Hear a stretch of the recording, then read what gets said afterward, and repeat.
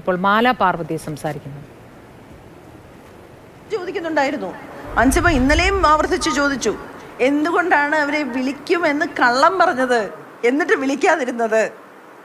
പ്രധാനപ്പെട്ട ചോദ്യമല്ലേ. നമ്മൾ സ്ത്രീകൾ വരുമ്പോൾ എന്താണ് നമ്മൾ ഉദ്ദേശിക്കുന്നത്? അവർ വരുമോ വരാതിരിക്കോ അവരുടെ കാര്യം. പക്ഷെ ഒഫീഷ്യലി പോയി അമ്മയുടെ ജനറൽ സെക്രട്ടറിയും അമ്മയുടെ പ്രസിഡന്റും പോയിട്ട് നിങ്ങൾ തിരിച്ചു വരണം, നമുക്ക് പുതിയതായി കാര്യങ്ങൾ ചെയ്യാമെന്ന് പറയാനുള്ള ഒരു ശ്രമം അവരുടെ ഭാഗത്തുനിന്ന് ഉണ്ടാവാത്തത് എന്താണ് എന്ന് അൻസിബ ചോദിക്കുന്നതിന് ഒരു ഉത്തരം ഇവർ പറയട്ടെന്നേ.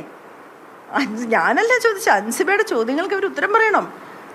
അൻസിബയെ കണ്ടില്ലെന്ന് നടിക്കാൻ പറ്റില്ല. അൻസിബ ഒരു കൊച്ചുകുട്ടിയൊന്നും അല്ല. അൻസിബയുടെ തലയിൽ നല്ല ആൾതാമസമുള്ള നേരുള്ള ഒരു കൊച്ചത്.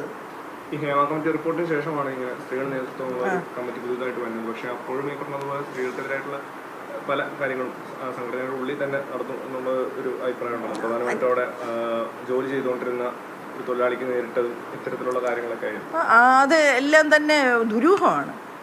കാരണം നമ്മളോട് പറഞ്ഞിരുന്നത് ട്രഷറർ പീഡിപ്പിച്ചു എന്നോ അങ്ങനെ എന്തോ ആണ്. അപ്പോൾ ഈ പീഡനം എന്തുവാണെന്ന് ചോദിച്ചപ്പോൾ രാത്രി എന്തോ മെസ്സേജ് അയച്ചത് ചെക്ക് എടുത്തു വയ്ക്കണമെന്നോ എന്തോ ആണ്. അപ്പോൾ നമ്മളെപ്പോലെ അങ്ങനെ ആണും പെണ്ണൊന്നുമില്ലല്ലോ.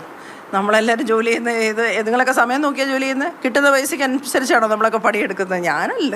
നമ്മളെപ്പോഴും പണിയെടുക്കുക. നമ്മൾ അങ്ങനെയൊക്കെ പറയാൻ പറ്റത്തില്ല. ആ കുട്ടിയുടെ തൊഴിൽ പീഡനം എന്നൊക്കെ പറയുന്നത്. പക്ഷേ ഞാൻ അതിനെക്കുറിച്ചൊന്നും പറയുന്നില്ല. ആ കുട്ടിയുടെ ഒപ്പമാണ് ഞാൻ. ലേബർ കോർട്ടിൽ നിന്ന് എന്താണോ തീരുമാനം വരുന്നത് അത് എന്ന് വെച്ചാൽ ഡീറ്റെയിൽസ് എനിക്ക് അറിയത്തില്ല. പക്ഷേ അവരെ പോലും ഇവരുടെ ഗ്രൂപ്പ് വഴക്കിന് ഉപയോഗിച്ചു എന്നുള്ളത് എന്താണ്. കാരണം അവരെ ശ്വേത തിരിച്ചു വിളിച്ചതിന് ശേഷവും ആ കുട്ടി ജോയിൻ ചെയ്യാൻ തയ്യാറായില്ലല്ലോ.